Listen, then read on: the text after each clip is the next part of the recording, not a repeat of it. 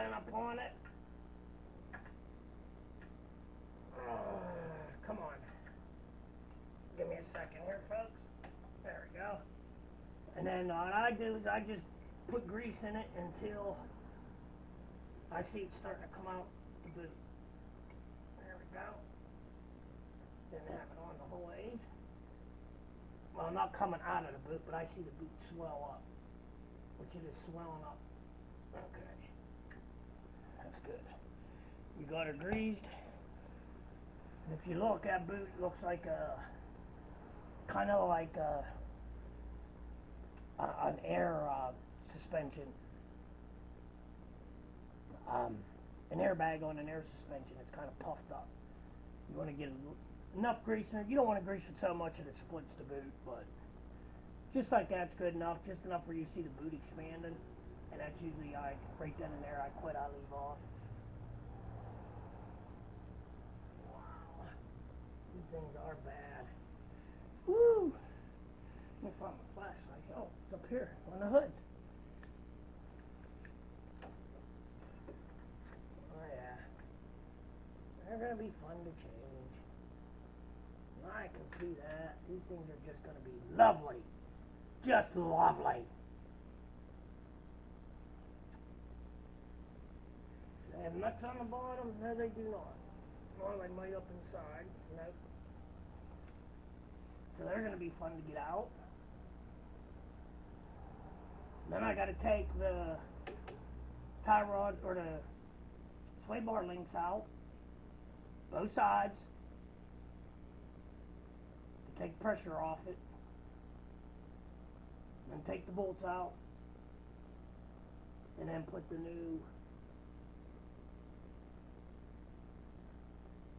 bushings in. And that's going to be lovely. And like I said, I don't want to film it for the simple reason, two reasons. One, there just ain't enough room down there. And two, I have a feeling it's going to be really rough, and I'm going to be saying some stuff that I don't want to say on YouTube. Probably invent a few new words. So I'd just rather not. It just, and that, with the camera, it just takes too long, and it's just too much room under there. It takes up too much room. It just, you know what I'm saying, YouTube. Just don't want to do it. Plain and simple. I just don't want to do it. Ah, man. So, anyways, that's about the extent of it. Tie rod end's on. It's done. Front end will be tight. I'm not putting the wheel back on because I got to block this up. Take the sway bar links off, which actually is right here. And as you can see, I just put these sway bar links on about 2 years ago, and they are rusted solid.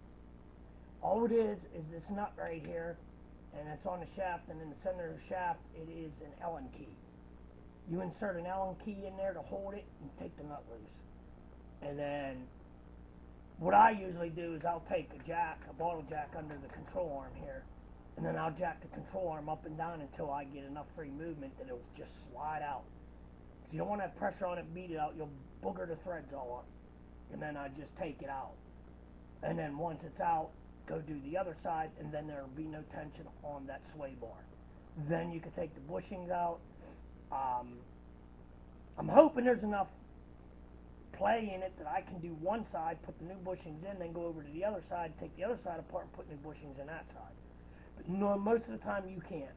You got to take the bolts out both sides, and then the sway bar just hangs there, and it's just a mess. And then you got to put the sway bar links back on to where it is now, and then tighten the bolts down. You got to make sure there's pressure on it so that it's like it's sitting on the ground, to where it's in its resting position, and then tighten everything down. So, but that's what I'm going to start doing. I just wanted to film this real quick, giving you guys a quick rundown on the tie rod end for Jeep. It's pretty simple, pretty easy, half-hour job, you're done. That's all there is to it. This is Denny saying goodbye. If you like this kind of stuff, give me a like. If you don't like it, I did something wrong, don't give me a like and explain, tell me in the comments what you didn't like. Maybe I can improve for you guys.